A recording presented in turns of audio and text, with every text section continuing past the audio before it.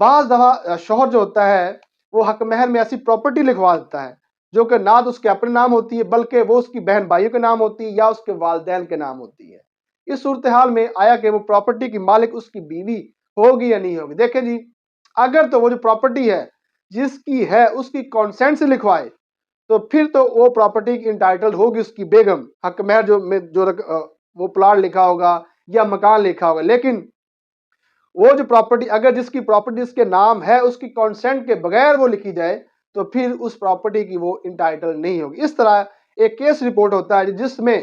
شوہر جو حق مہر میں ایک جو ہے وہ پراپرٹی لکھ دیتا ہے، وہ پراپرٹی اس کی والدہ کے نام ہوتی ہے۔ کل کو وہ جس کی وائف ہوتی ہے اس پراپرٹی کو کلیم کرتی ہے، اس کی ساس کہتی ہے یعنی شوہر کی ماں کہتی ہے بھائی یہ پراپرٹی تو میری، میں اپنی بہو کو کیوں دوں؟ اس کی جو بہو ہے کورٹ میں کیس کر دیتی ہے اپنی ساس کے خلاف، ایسے ایسے یہ پراپرٹی میرے نام ہے چونکہ حق مہر مجھے دے دی ہے میرے ہسبینڈ نے، اب میری ساس میں مجھے اس پراپرٹی کو نہیں دے دی۔ کورٹ نے جو ہے وہ بیوی کے حق میں کیس ڈگری کر دیا۔ اس طرح ہائی کورٹ تک یہ فیصلہ برقرار رہا، لیکن اس کی ساس نے سپریم کورٹ میں جب گئی تو سپریم کورٹ نے ڈیسائیڈ کیا دیکھیں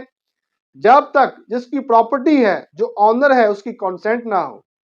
اس کی مرضی نہ ہو، اس کے پوچھے بغیر اگر حق مہر میں وہ پراپرٹی لکھ دے تو وہ وائف اس پراپرٹی کی انٹائٹل نہیں ہوتی۔ تو اس صورتحال میں وائف کو کیا کرنا چاہیے؟ دیکھیں صورتحال یہ ہے، اس کا جواب یہ ہے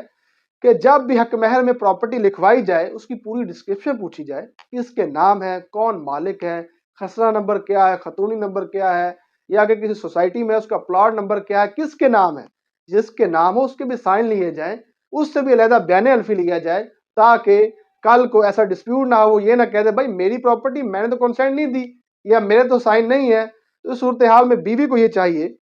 کہ جب بھی کوئی پراپرٹی بطور حق مہر لکھوائی جائے تو اس صورتحال میں جس کے نام ہو اس کے بھی سائن انگوٹھا جات کروائے جائیں، علیحدہ اس سے بھی بیان حلفی لیا جائے۔